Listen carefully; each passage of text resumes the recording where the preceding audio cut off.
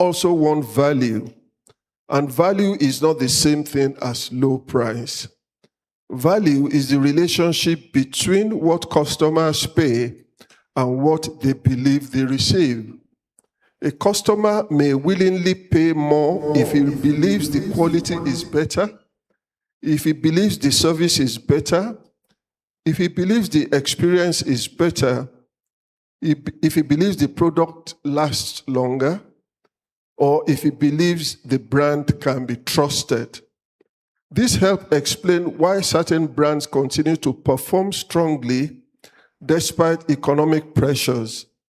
Consumers may complain about the prices of products like Coca-Cola, Indomie, Peak Milk, and so on and so forth, or their preferred telecoms providers, yet many continue to buy them. Why? Because they trust what they are getting, they understand the quality, they understand the experience, they understand the value. A customer does not simply buy products, he or she also buys confidence. The lesson for entrepreneurs is therefore simple. Do not focus only on reducing prices, focus also on increasing value. The third point is, trust is now a business asset. Trust is now a business asset. If I were asked to identify one factor that separates successful businesses from struggling businesses today, my answer would be trust. Trust has become a form of currency. Customers trust businesses that, one, deliver what they promise, two, respond when problems occur, three, maintain consistent quality, four, communicate honestly, and five, treat customers with respect. In difficult times, trust becomes even more important because customers are taking greater risk with every purchase they make. Nobody wants to waste money. Nobody wants excuses. Nobody wants disappointment. Trust reduces uncertainty, and when trust rises, sales often follow. Look at the growth of many fintech businesses in Nigeria. Technology is important. Innovation is also important. But trust is even more important. Nobody deposits money with an organization they do not trust. Trust is not merely a moral virtue. It is a commercial advantage as well. The fourth point you want to note is, ask yourselves, why do customers leave? Many businesses assume customers leave because of price.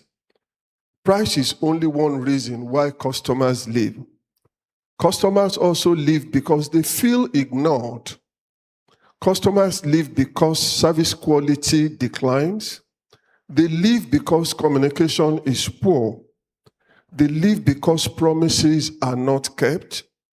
They leave because competitors make them feel more valued. And they leave when they feel they are being taken for granted. One of the most dangerous things about customer loss is that it often happens quietly. The customer may not complain.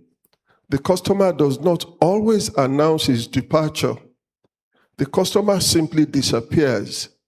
The entrepreneur then spends time and more money searching for new customers when the real challenge was retaining existing ones. That is a very expensive mistake. The next point you want to note is that customer retention is the new growth strategy. Customer retention is the new growth strategy. Acquiring customers is important. Keeping customers is even more important. A returning customer costs less to serve. A returning customer is easier to sell to. A returning customer is a free advocate, an asset, and an unpaid ambassador. Many businesses spend enormous effort chasing new customers. Far fewer invest similar effort in keeping existing customers happy. The following simple gestures matter. and business owners in more advanced economies have perfected them. Number one is follow-up calls on your customer, thank you messages to your customers, fast complaint resolution when your customer complains, consistency in your service or product delivery, reliability in terms of your promises, and respect for your customer. This often creates stronger loyalty than expensive advertising campaigns. And I can speak a lot. Advertising is all I've done most of my life. Many banks spend a lot of money acquiring customers, yet their most profitable customers are often the ones who have stayed with them for years and continue to deepen their relationship with the institution. Customer retention is not merely a marketing activity, it is a growth strategy.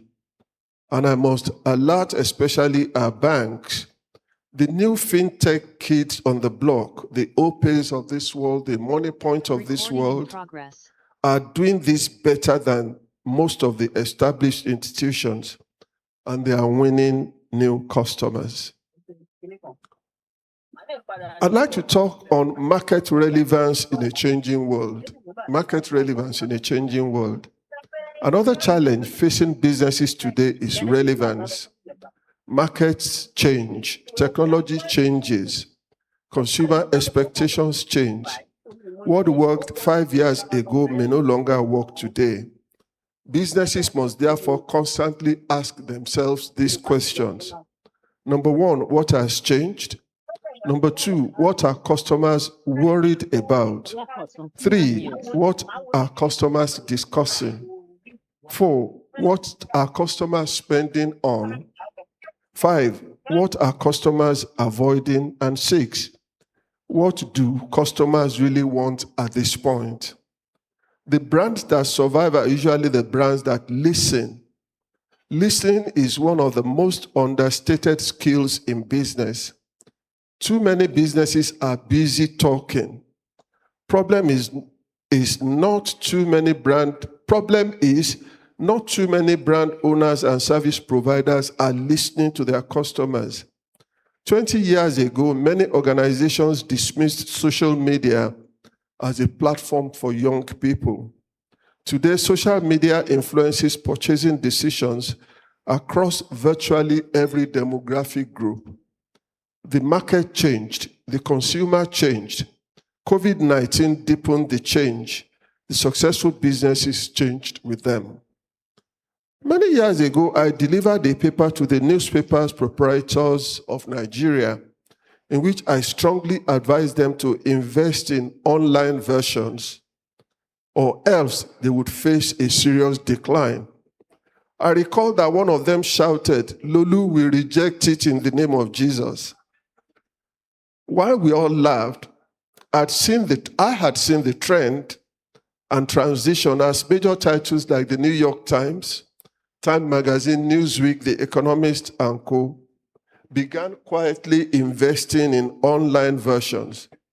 Our people responded late, and newspapers that used to print 600,000 copies per day now do a mere 5,000 copies per day. Many have, of course, ceased publishing entirely. Apparently, God did not intervene concerning that prayer. Next point is adaptation without losing identity. Adaptation without losing identity. Every entrepreneur eventually faces a difficult question. How do I adapt without losing who I am? The answer is simple. Change what needs changing. Protect what must never change. Over the years, many manufacturers introduced smaller pack sizes because consumers could no longer conveniently afford previous quantities. We have seen sachet products, mini packs, economy packs, smaller beverage formats. The successful companies adapted packaging and pricing to suit changing realities, but the smart ones did not compromise the quality and trust that made consumers buy those products in the first place. Packaging may change, pricing may change, distribution may change, technology may change, communication may change, but quality, integrity, and purpose should not change. Successful businesses are flexible in execution, but consistent in values. Let's discuss something that is very important, and the point I want to make at this time is that communication is not advertising. Communication is not advertising. Permit me to make this statement that may surprise some of you. As someone who has spent over 4 decades in marketing communication, I can tell you that communication is not advertising. Advertising is only a part of communication. Communication and brand building begin long before an advertising appears.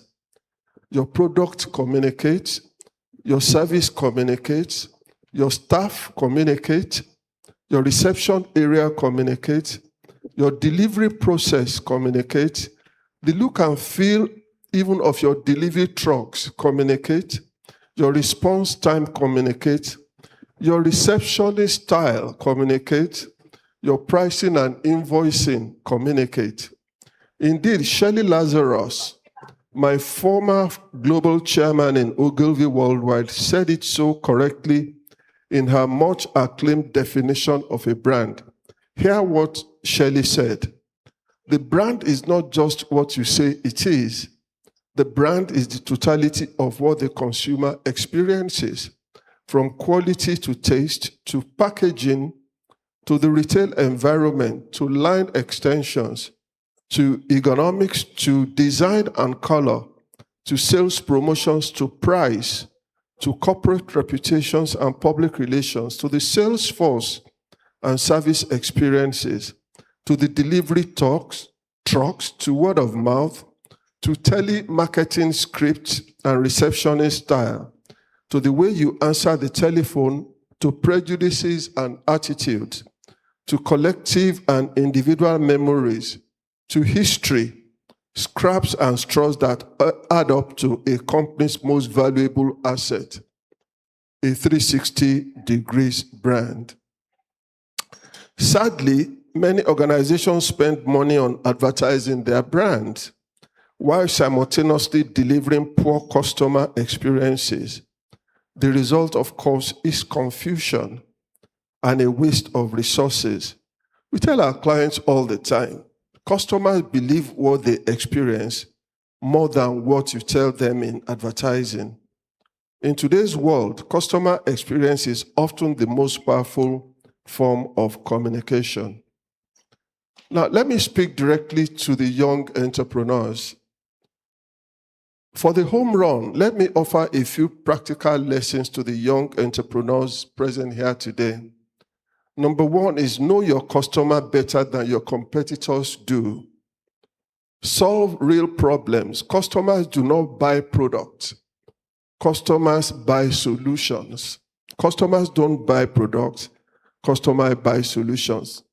They don't buy a fan because it's a fan. They buy a fan because it provides comfort for them. They don't buy a bottle of Coke because they want to drink beverage. They buy it because it quenches their thirst. Make sure you keep your promises. Trust takes years to build and minutes to destroy.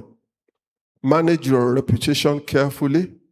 In the digital age, every customer can become a publisher as long as they have access to a mobile phone. All they need is that phone and a connection. A single social media post can reach thousands of people to make or mar your product or service. And never stop learning. Markets evolve continuously. And remember that growth is often gradual. Do not become discouraged because success is not immediate.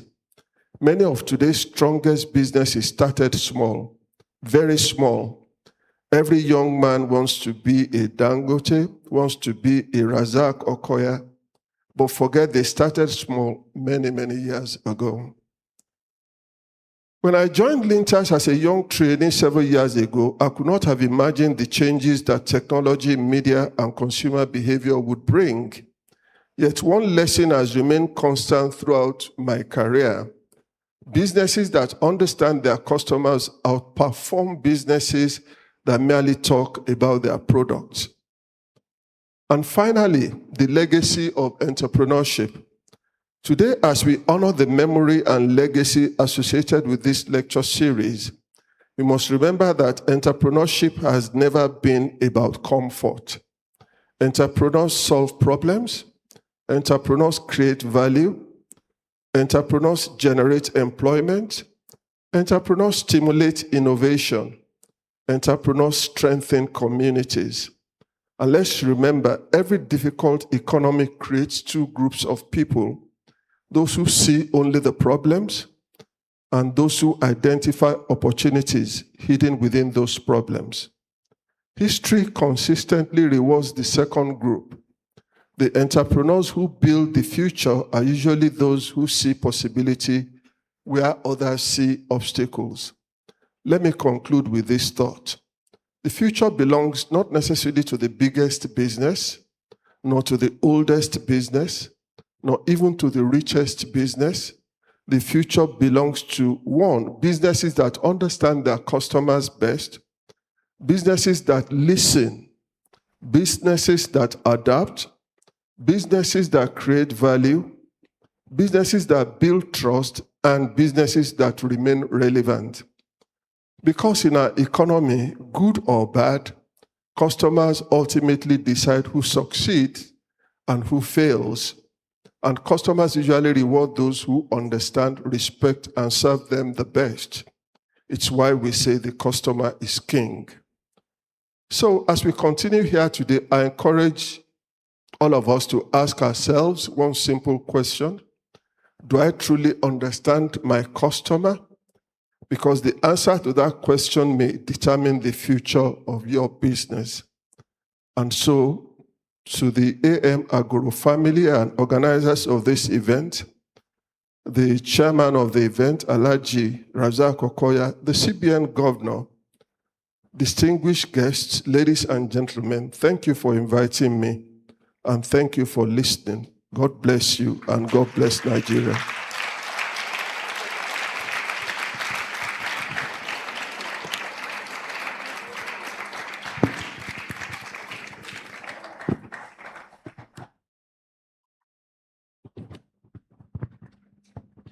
Thank you, sir. I think I've found... Please, let us hear from one of our elders in the house. I enjoyed the speech and the lecture given on it. If we can follow that lecture, we will all be rather a little bit further to each other, but we will gain what we are running out here and there for, and which is in our legs. Let us be truthful to ourselves, be frank, and listen to what the...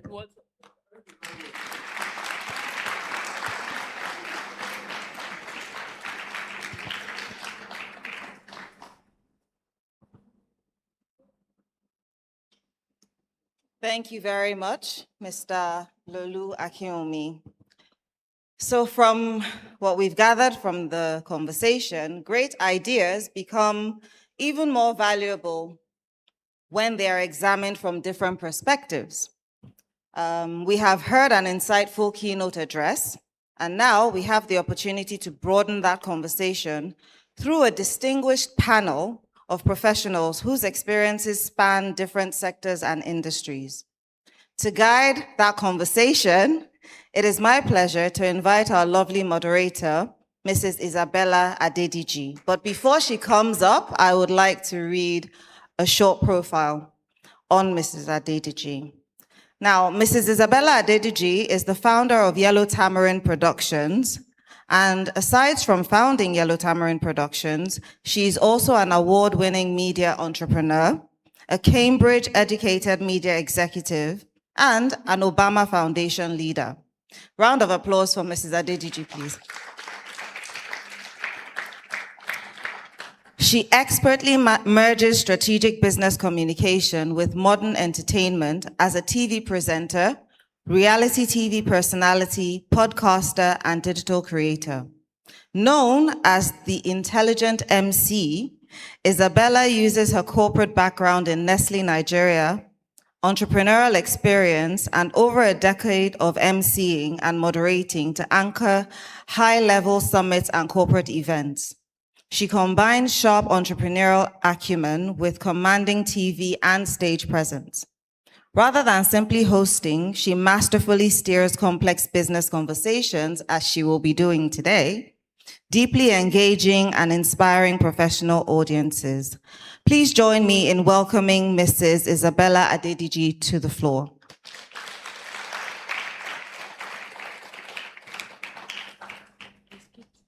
I will do that now. Yes, I'll do that now. Just stand beside me, huh? Okay. Okay.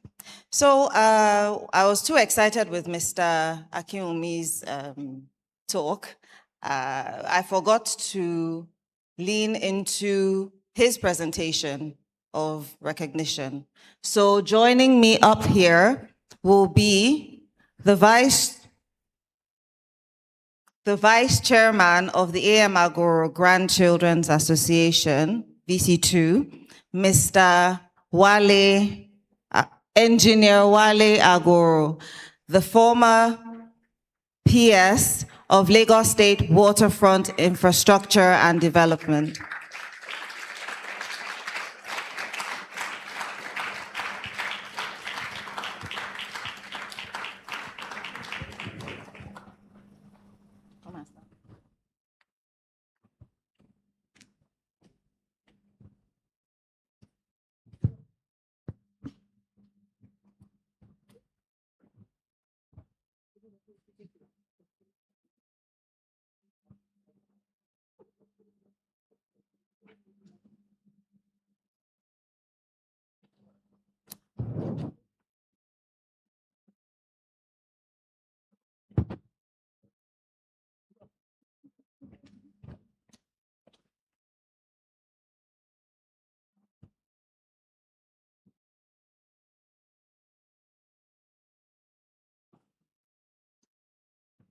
Thank you very much. Thank you very much, Engineer Wale. So standing on all existing protocol, we have a few more special guests that have joined us. I'd like to recognize the presence of Mrs. Bibilomo Olusekun Ni Agoro, the PS for the Deputy Governor's Office. Auntie Bibi.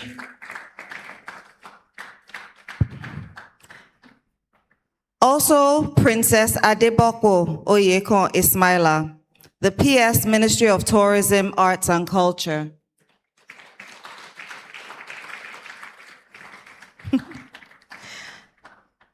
Engineer Shola Shashori, PS Political, Legislative and Civic Engagement. Mr. Wasiu Olayinka, Permanent Secretary, Physical Planning.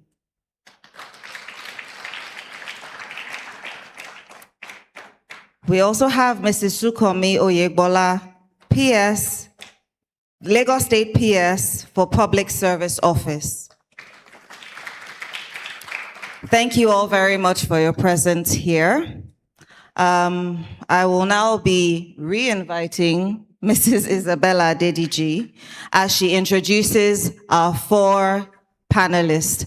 Trust me, this is going to be an exciting session. Mrs. Isabella Adediji, please. Thank you so much. Good afternoon, distinguished ladies and gentlemen. I won't be going through every single person here because our time is fast spent. I'll go straight to reading the citations. Permit me to just do an abbreviated citation because of time. It's truly an honor to be here as the moderator, and I want to especially thank and appreciate the chairman of the occasion, our special guest of honor and keynote speaker, because indeed they've made my job so much easier, and you'll see it as the conversation continues. So I'd like to invite the first panelist. We have with us the Managing Director and Regional Executive of EcoBank Nigeria Limited, one of the affiliates of EcoBank Transnational Incorporated, a pan-African banking group with business outlays across 33 African countries, Europe and China. Please give a resounding warm round of applause for Mr. Bolaji Lawal. I know the applause can get a whole lot louder. He continues to drive growth and transformation, as well as pioneering new products and solutions that will help reposition EcoBank as a leading and more visible financial services provider in Nigeria. Thank you, sir. You may take your seat. What's really interesting is he's wearing adire, and anybody knows that when it comes to adire, which a lot of us are wearing, it's EcoBank. So thank you very much, sir. Next, I'd like to invite our panelist, Omoumi Akingbongbe, the Executive Director of Women in Management and Business and Public Service, WIMBIS, a non-profit organization dedicated to inspire and empower women in management, business, and public service. She comes with over 20 years of experience in the financial and not-for-profit sectors. A warm, resounding round of applause as I invite the Executive Director, WIMBIS. And she's looking very beautiful. I'm proudly a WIMBIS associate on my way to becoming a lifetime member, and I'm so we have so many of us here in the room.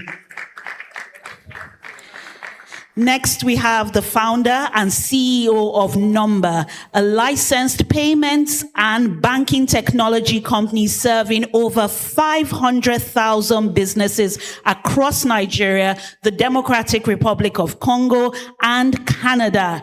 Please put your hands together for the founder and CEO, Mr. Yinka Adewale.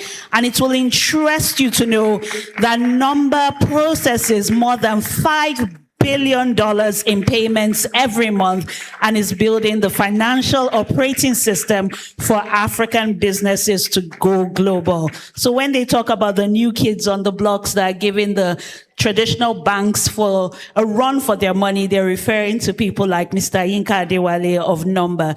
And finally, we have a telecoms marketing professional at MTN Nigeria, specializing in youth segment strategy, customer engagement, and retail execution within emerging markets. Can we put our hands together for Temilolu Salako, who has led the development and rollout of customer-focused propositions and experiential initiatives that drive acquisition, usage, and brand affinity among young consumers. Once again, please put your hands together for the telecom expert at MTN, Temilolu Salako. And I believe quite a number of us here are MTN users and probably paying for data and not buying new clothes and new shoes, like our keynote speaker mentioned. I'm Isabella Adediji, and it's truly my honor to be moderating this very important conversation. So please, if you don't mind, can we have this moved to ensure that we have full coverage in terms of videography? And I'll be taking my seat now.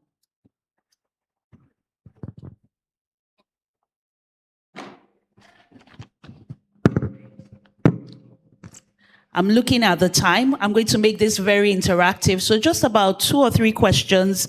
And some of you might know that I sometimes host on channels. And when my producer starts saying, look, we need to go to the break, I'll respectfully interject. So please, if we can keep our answers to 2-3 minutes so that we're able to also get interaction from the audience. So I'll start by asking about something that has come up in every single presentation so far, and that is trust. How do we build trust during these economic realities? So I'll start from my far left. Please let's keep our answers to 2 minutes and we'll work our way down.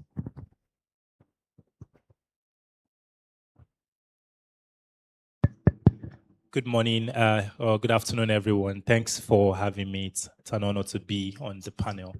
My experience is in technology and financial services for small businesses.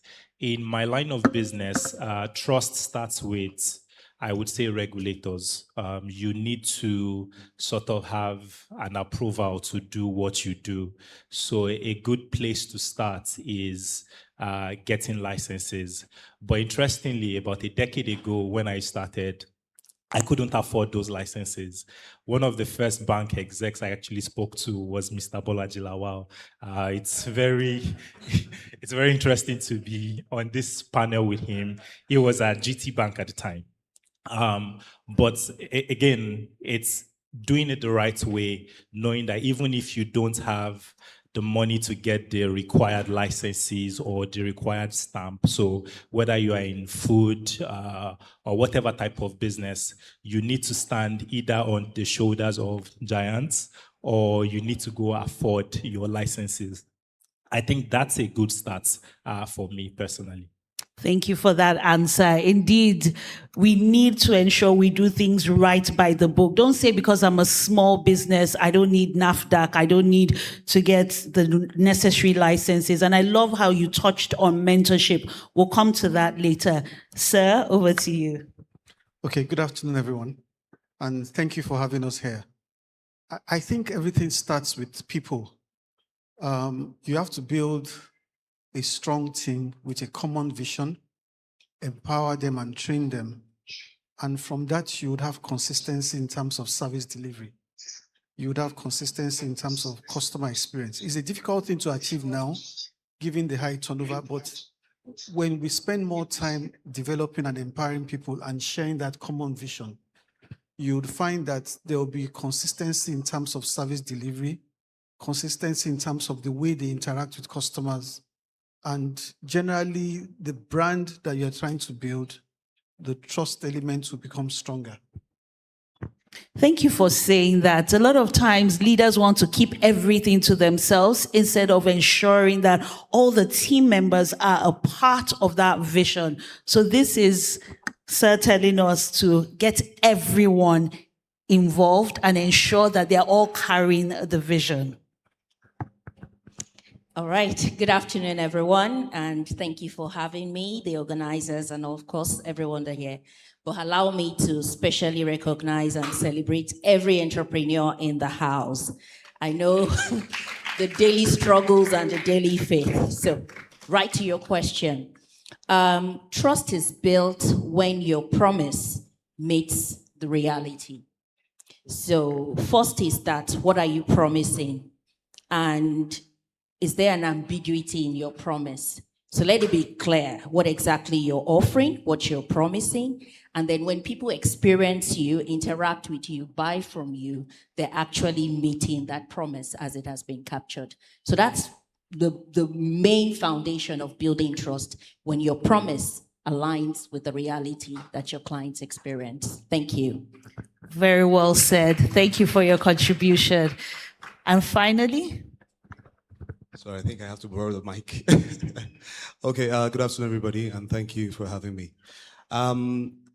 So I think trust is built over time, and it speaks primarily to how consistent are we or you as entrepreneurs across the journey the customers take to get your product, across the touch points, and across the overall experience. How do we ensure that in terms of how you want to deliver the products you want to your customers, there is consistency across board? And each time a customer, for instance, complains online, I think it's an avenue for one to take feedback and realize that maybe across that journey, there are certain friction points that you need to work on and find ways to improve that. So in time, when customers understand that if you say you're going to deliver X, that X is delivered according to how you've originally proposed it to be delivered. And most times, even when we have all these things planned out, sometimes mistakes do happen. But most importantly, how do you consistently ensure that value is delivered across board? Thank you. thank you for that. I love how you built on that answer, saying you say what you're going to do, then you do it. And if you're not able to do it, own up and then make amends. So I'm going to move to you, sir. And the next thing is about understanding the market. And when I say market, it's the customer, it's the economic realities, it's also competition. What can the entrepreneurs do today to truly understand everything around them and then implement it to continue to build trust?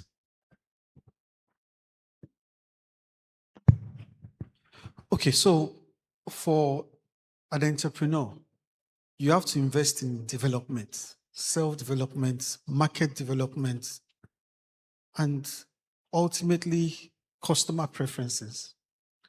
So let me just digress a little.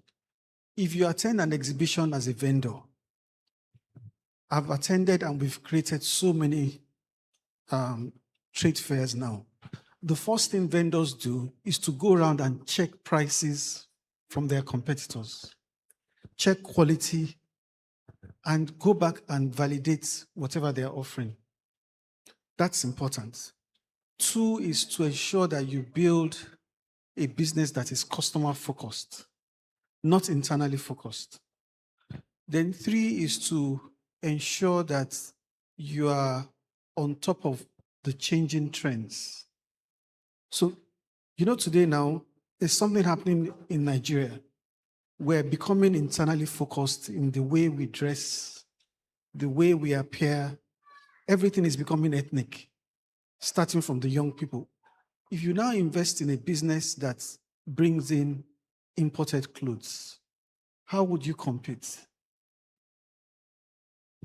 The market has changed, but you are not changing. So there's a lot the entrepreneur has to do, focusing on the customer, understanding competition, and just like you said, sir, understanding the changing landscape. If you do this very well and you offer good value and a good product, the likelihood of success is higher. Very well said, sir. Please give him a round of applause. I love how you touched on your business, even without making it so overt, because when we think about EcoBank, we think about Adire, and being at that forefront of, the commerce of that also shows that you're actually practicing what you preach. You're in tune with the audience and the market. So for someone who has come into a space that's been dominated by traditional banks for the longest, that you still have competitors like the OPays and the PalmPays, what have you done to ensure that you're able to get customers, and how did your market research play into that? Thank you for the question. The way I see our business is, one, you have to take a view of how large the market is. So if you think about payments and banking in Nigeria, it's a very big space. But when you're a newcomer, you have to figure out your differentiation. And also, one of the things you can control is your cost. So one of the things we focus on is cost of delivering services to our customers.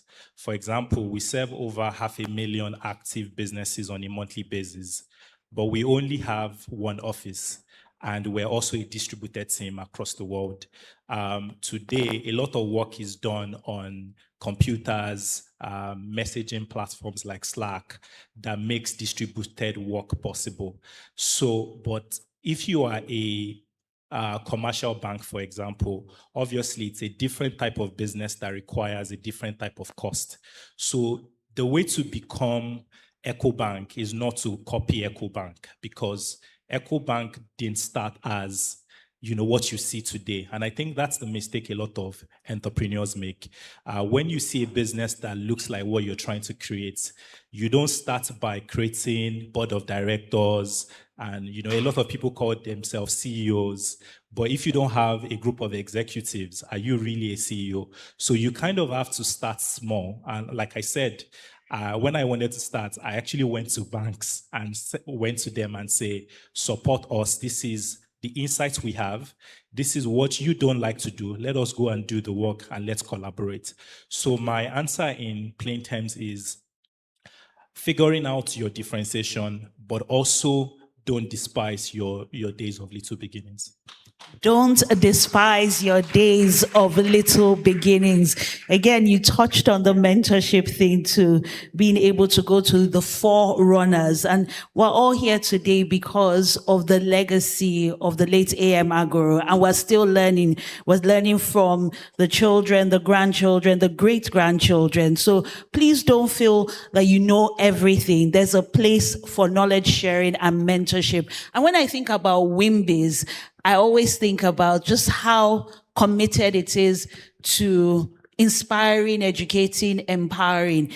Again, when you took over the helm of affairs, what did you want to do to differentiate yourself and to also position WIMBIZ to a younger generation? Thank you very much. I think one of the things I wanted to be able to achieve is storytelling of impact, real impact. I'm a beneficiary of mentorship from WIMBIZ. About 15 years ago, I had a startup of tissue, a tissue converting factory. And I signed up for WIMBIZ mentoring program. And I think I was saved from a lot of costly mistakes, learning from someone that had gone ahead of that journey with me. And I would also want to just re-emphasize the importance of connecting with your customers, listening to your customers, because that was one of the key things my mentor kept on reinforcing. I found out at some point that some clients were filtering away. And she said, have you even asked them? Have you engaged them? I said, oh, we got some people to call. She said, you go there, connect with them. And by the time I went there, I found out that it was pricing. And I know we've talked about pricing and that it's not necessarily the only bit where you can compete. But in engaging further, and the guy kept on breaking down, your cost is high. And I was looking at my own cost too at the other end. And I said, by the time I buy the wrapping sheets, now this is the cellophane that we use to wrap the tissue, and this and the printing, and we also factor in waste and all of that. And the guy made one statement that just transformed everything. He said, who wrapper help? Who wrapper help? I run a hotel. Most of these things, even before we use it, we've removed it, we're putting it in the restroom and all of that. So it just popped a bulb in my mind. And we had a separate line for that kind of business where we're not wrapping the tissue. We crashed about 30% of the cost and we became more competitive just by listening to the customer. And because I had a mentor who pushed me and said, yes, this problem exists, but you have to ensure that you listen to your customer. And my sharing this here today too would definitely be hitting some entrepreneurs here, knowing the importance of mentorship by storytelling. So I wanted to be able to bring to the forefront who and where WIMBIZ has been able to transform the business journey, inspire and empower several women in going in their career ladder and their business. Thank you. Thank you very much. And I'm a witness to that because I get the weekly emails and it just feels like, oh, somebody's holding your hand on that journey and the problems and challenges you're facing, you're not alone. So the same question again, but this time, how can we be better listeners? Because it's not everyone that will have the opportunity to go to their customer and get this one-on-one interaction and feedback. But at every stage of our business, what mechanisms can we put in place to listen more accurately? Okay, I think I just want to take some leanings from what I think it was the Special Guest of Honor said when he talked about today's customers are more informed, more connected as well. And I think what's very important is that every avenue that any business has to get feedback from customers, even online, it's as little as on WhatsApp or little as on social media, is an avenue for you to be able to pick feedback from customers. Sometimes it doesn't have to be at a very large scale. Sometimes it could even be from how the customers actually use the product that you're offering. Do they use it right? I think she talked about packaging, for instance. The customers really need that packaging to use that particular product. Could it be done simpler? So at every point in time as a business owner, you don't have to have a large scale. In the telco, I think I first want to recuse myself that I'm not speaking on behalf of MTN. These are personal views. In the telco, I think one of the advantages we have is that we have the advantage of understanding how customers use their lines. For instance, some years ago, it was all about voice. Most customers, I'm sure if I ask most people, how many times do you make voice calls in a day? And they'll raise their hand. Some years down the line, you make voice calls. Today, that has changed. People use data more. People are on WhatsApp today, you're on Telegram, they're on different, social media platform. And what has happened over time is that by the time you watch that, you watch how customers behave over time. So sometimes just by using the product, you get to understand, okay, is this how it's used? It's usually used at night. For instance, the youth tend to use most of these products at night. Maybe those a lot more elderly may use it during the daytime and, cherish their sleep most times at night. So you just watch small behaviors. So for instance, okay, this particular product that I have is packaged in a particular way. Is it easy for them to unwrap it? Do I need to make it simpler, for instance, to open it like maybe a candy? So at every point in time, you have the advantage of online, which is social media is one of them. You could take 1 or 2 feedback when they give complaints. 2, how best the customers, how they interact with your products. And then you can take that feedback from observing. Sometimes we call it ethnography. Just sit back and observe. How do they use the product? Are they using it? Is it easy for them to use it? So for us to get feedback, sometimes it starts with the simple and little things. It doesn't have to be at scale. And every opportunity you have to interact with customer is an avenue to take feedback as well. Thank you very much. And for the people who are beneficiaries and you're displaying your wares, your products and services, these are tips you can begin to implement right now. Getting the feedback, going to your competitors, seeing what their price is. You can start to do all these things right now. The penultimate question that I want to put to the panel before we open it to the audience has to do with something that has come through in all the presentations, which is the keyword, quality. How do you ensure quality when you cannot? I know the CBN is trying, the government is trying, but things like the dollar, things like the cost of transportation, cost of food, when those things are beyond your control, how do you ensure quality? I'll start to my far left. Thank you for the question. In my line of business, quality of financial services is access. Every time you want to have access to your money, you would want to make sure that the application works. When you send money, you want to make sure that it gets to the beneficiary. But that comes at a cost of data center redundancy. A lot of things can happen.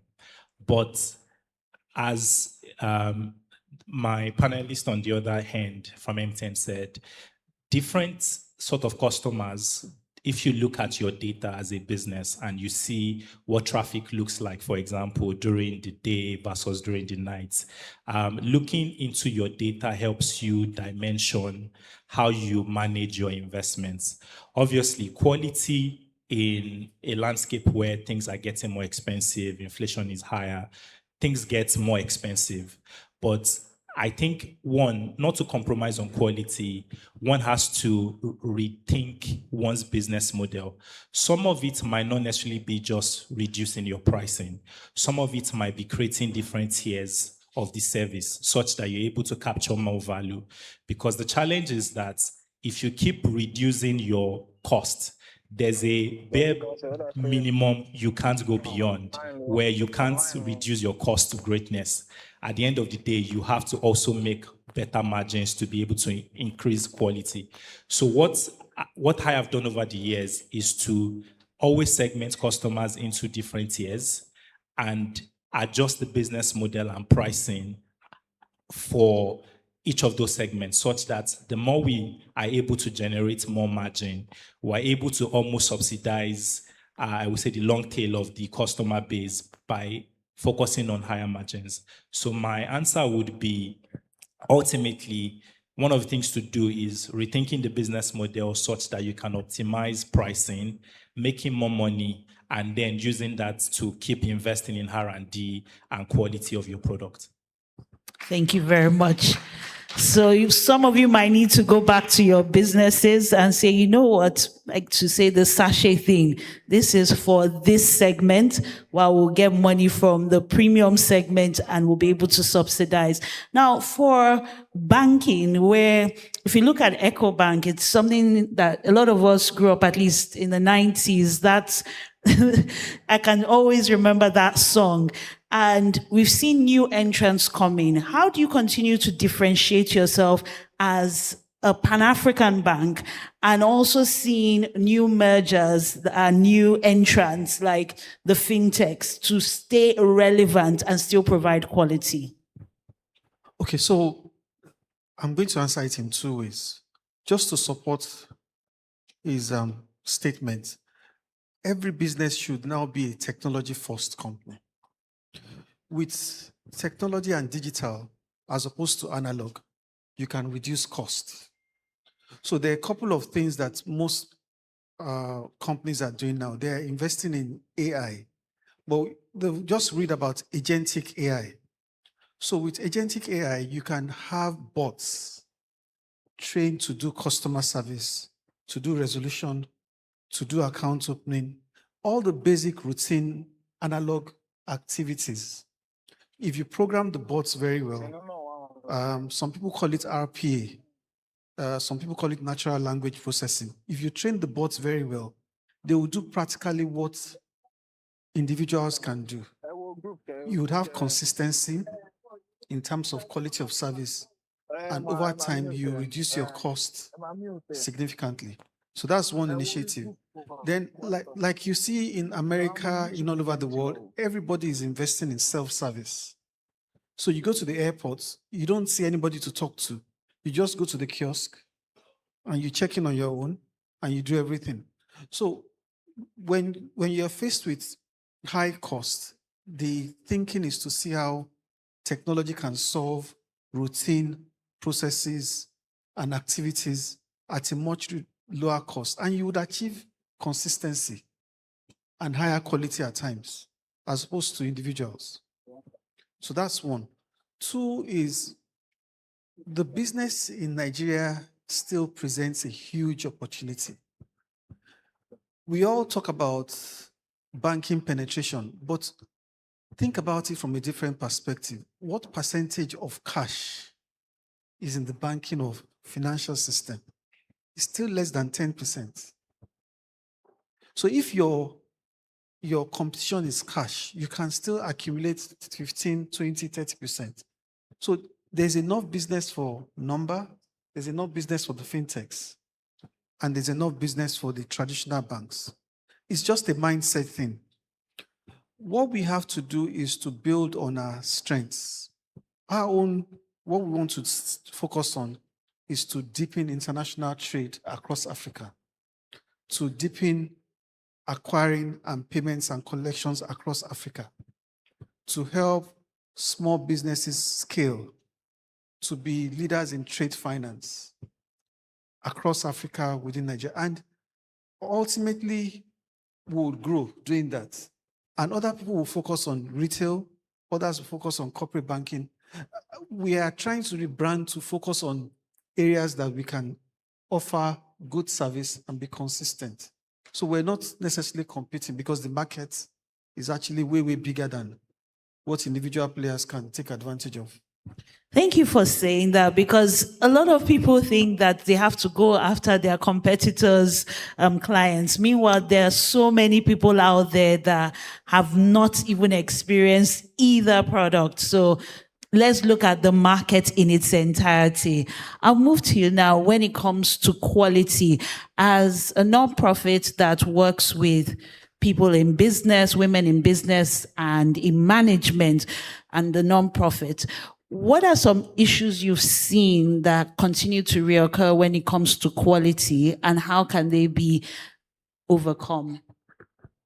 Thank you very much. I think I will speak a lot on mindset because quality gets eroded when people start thinking, oh, now this is very expensive. I need to compromise on this and that just to make it more affordable for my end users.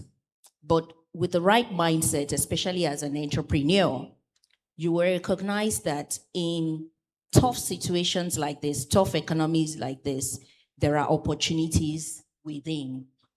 And you will be more of trying to crack those opportunities. Now, most of the greatest innovations that we have today actually came out from tough situations. The likes of the Airbnb came up in 2008 during the recession. The same thing with Uber. The same thing with even the Money Points and the other banks in response to a challenge. And I think Mr. Akiwumi mentioned it earlier, that when there are problems like that, there are actually opportunities within. So one of the key things that we try to do, especially in terms of inspiring and empowering our entrepreneurs, is a mindset shift. Do not be part of the people who's going, Nigeria, the economy is tough and everything. Once your mindset is along that pathway, you will lose sight of the kind of opportunities that you can penetrate on. And when you're on that path to quality is definitely one of the things that you will have eroded. So having the right mindset, channeling it to look through within, what are the opportunities that I can leverage within this? And of course, what value? Because now that people's purchasing power has reduced, they've become, what word do I use? They become value detectives. They're searching, who is going to give me the best of the value? Why should I put my money here? So even though it might be more expensive, if you offer the right value, they will make it, they will still come towards you. And then there's the entrepreneur CVs, which we should not lose sight of. And when I say CVs, it's an acronym.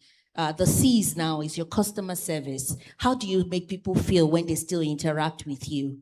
Your credibility. Are you doing what you say you will do? Your consistency too. Am I having that same experience every time that I get in touch with you? And of course, visibility. We should not lose sight of that. And he touched on technology. Being out there today does not necessarily have to cost you an arm and a leg, as long as just ensure that you have that online presence. Most people will check you out online before dealing with you nowadays. And of course, the last V would be value. What value? And there are different ways you can offer value. The extra perks, even if price is high.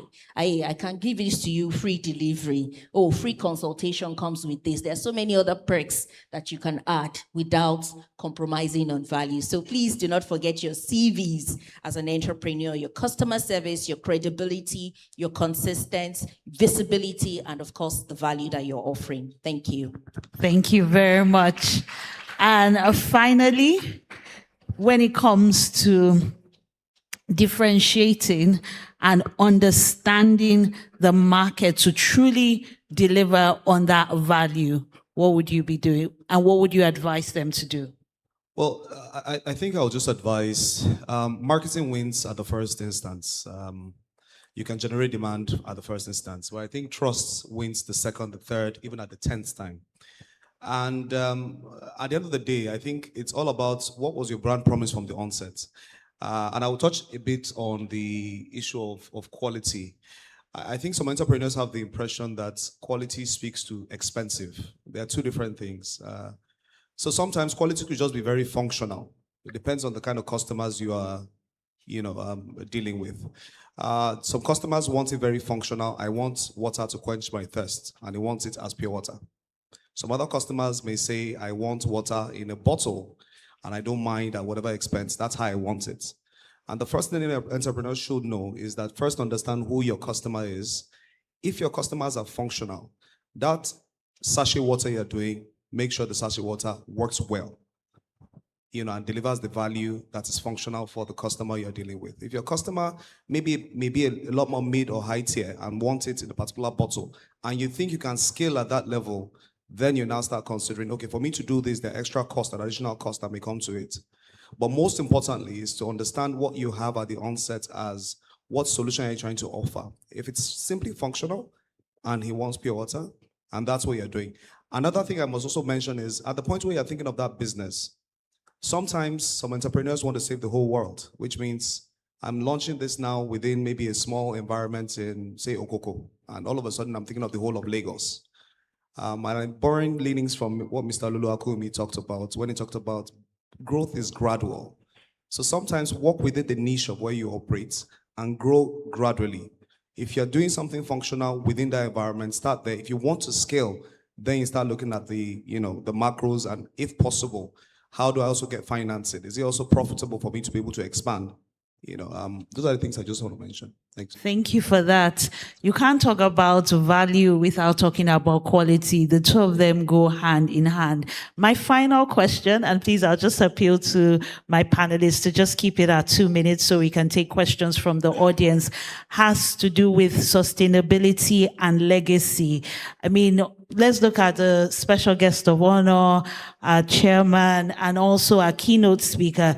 They're all building legacies. They're living legacies. And today we're celebrating the legacy of AM Agoro. So even though some of the entrepreneurs are at the early stages of their business, how can they be legacy minded and also sustainable in their practices? And we'll just work our way down.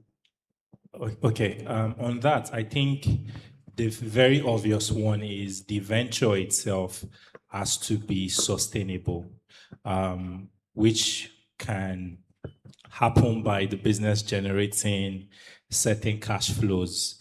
Sometimes you have to start by maybe raising capital from investors. We've raised about $40 million US from global VCs, but we're also a cash generating business. So it's not enough to have access to funding, whether it's equity or debt. You have to offer competitive services, but also at a profitable margin.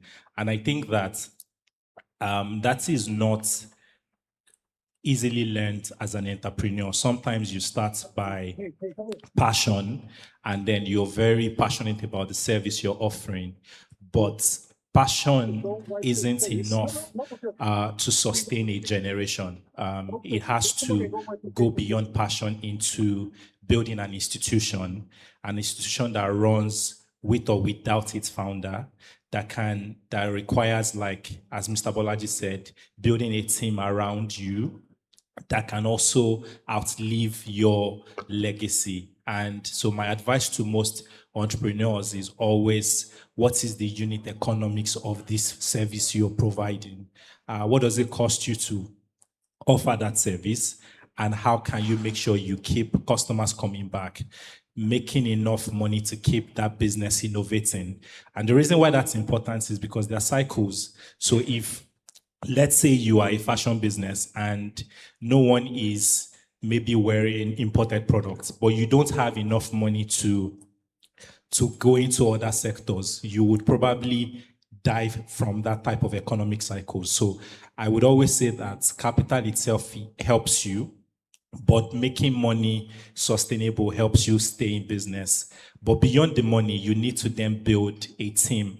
And I think that's actually the most important part, because it's people that make companies. Thank you very much for that. Indeed, people make companies, and you need to know your numbers. There's no, oh, my accountant knows it and you don't know, at every given time. And think about it. What happens if I'm not here to run this business? 10 years, 20 years, 100 years. So over to you. Okay, so sustainability. We carried out a study and we discovered that businesses in Nigeria fail because of 3 things. One is they are not able to generate sufficient demand for their products or services. So you just have a product and nobody's buying. So demand generation will trigger sustainability. The second thing is that most businesses fail 30% of the time because of cost. Operating cost. Operating cost can be rent. Most of the time it can be power, it can be infrastructure, it can be logistics, and it can also be taxes. So for you to be sustainable, generate sufficient demand. For you to be sustainable, find a way to reduce your cost. Then the third thing is access to funding. Now, everybody here will talk about debt, but funding is a combination of equity and debt. if you want to build a sustainable business, solve these three problems concurrently: demand generation, lower operating costs, and access to sufficient funding to scale up the business. So that's sustainability. For legacy, I don't think you should be worried about that in the short term. Just run a business that can scale, that can grow. The moment you become successful, you have access to so many advisors, so many people that will tell you what to do. And if you listen well, you would solve sustainability. Because it's like, is it make money first or do good first?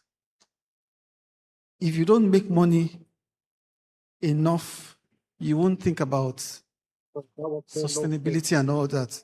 So I think let's solve those three problems and everything else will follow therefrom. Well said, sir. Please give him a round of applause.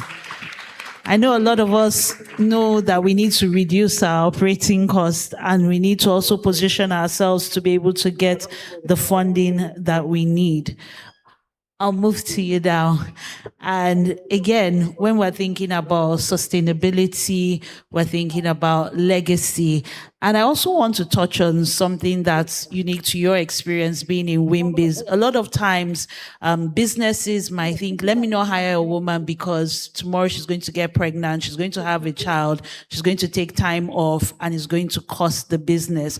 Meanwhile, studies have shown that women actually most times will outperform and deliver on returns, even when they go on maternity leave and the rest. So when we're thinking about building sustainable businesses, I'd like you to look at it from the gender angle.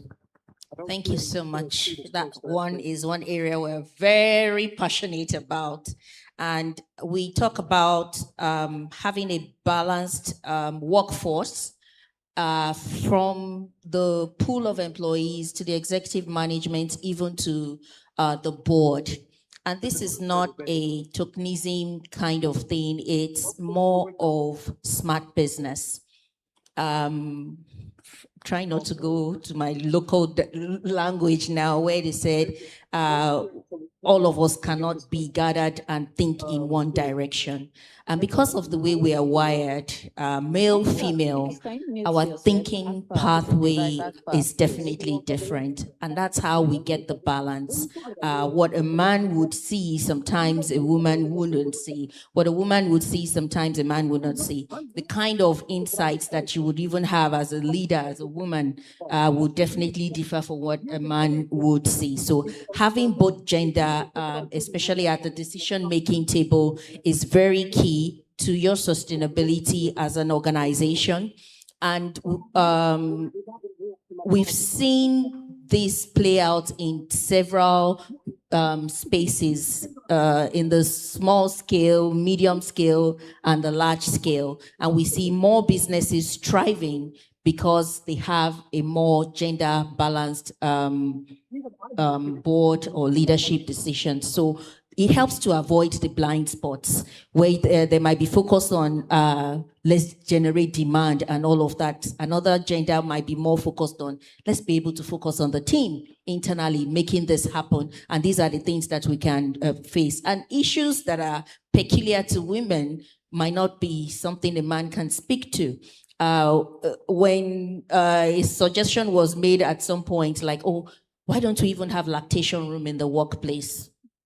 Eyes were rolling, but as a woman, you can connect to that on how uncomfortable it can be if you're a new mom and you still have to be in the workplace, and how uncomfortable it might be if you don't have a decent and dignified environment to be able to lactate and things like that. So many other things. We've seen how the percentage of women that drop from the workforce because they did not have a work environment that allowed them to thrive as a woman. So if you have such people on the decision-making table, they're able to help this. And of course, get more people to stay in the system, add the value that they can, and contribute to your sustainability. Thank you.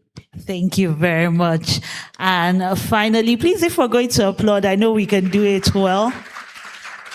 Our time is almost up, so we'll take your answer and then I'll confirm if we can still take one or two questions.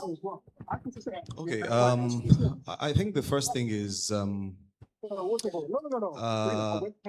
was the question? Sustainability and legacy focus. Okay. So I want to be sure so I don't speak outside it. So for sustainability, I think the first thing first is to think solution. I think that's very important. The second thing is understanding your numbers. That's extremely important. And the third part will be learn to adapt. And the essence is, look, over time, the macros will change, even the micros will change. But for businesses that are willing to adapt and understand that, because you're looking at the business beyond you. And the question sometimes we raise with some of the entrepreneurs will be, what happens if you're not present? Will the business be able to operate without you? And sometimes you now start putting structures in place to enable that business operate without you necessarily being there. And I think those things are very important. When you think solution, for instance, there's a tendency in marketing sometimes to just create a product because you think people want the product. But by the time you think of it from a solution standpoint, what solution are you trying to, or what problem are you trying to solve? Then you now start looking at what product can I create to solve that particular problem. Then you start thinking solution. And the other leg where I talked about understanding numbers is, look, there's a tendency when you have a business, I talked about sometimes some businesses scale too quickly. You think, oh, I want to save the whole world, as I mentioned earlier, and then you now scale very quickly without necessarily looking at what it takes to create that product. So understanding the numbers are very important. I know some entrepreneurs may not necessarily want to understand that. Get professional help that will help you see deeply into that business to understand what are your costs today. What are your margins, for instance, before you think of even scaling that business? And I will share, and at the point of even scaling, sometimes you now look at what additional value items can you create. And I'll just give a small instance. I don't know, for those that use MTN, there was a time we were thinking about some of the high value customers, for customers that spend within a particular band. And there were questions about what solution do we want to offer them. And some of them said, oh, when I go to the airport, barring the current renovation happening at the airports, they wanted to be able to use lounges. And I don't know if there's any witness here that's, used the MTN lounge while it was still operational before the current renovation. So the idea was, okay, if a customer spend a particular band or spend within a particular band, they should be able to access a lounge where they can relax at the airport before they take their flights. So when you now think of it from that angle, you're now realizing, okay, customers realize that if I spend a particular band, I will be able to relax at the airports, and everything at that point was complimentary. You have free drinks, free food. So from an entrepreneurial standpoint, you now think of it from what solution am I trying to, what problem am I trying to solve? And then think of a solution, and then customers want to buy what you're offering. At the moment, the lounge, just to mention, is currently under renovation because we know the airport's Terminal 1 is under renovation. But that's just giving an example, just to try and buttress it. Thank you. Thank you very much. I'm looking at the time. Can we have 10 minutes for questions or 5 minutes? I'll let you decide. But thank you so much for all the contributions so far. If you've learned a thing or two or three, please can you give the panelists another warm round of applause?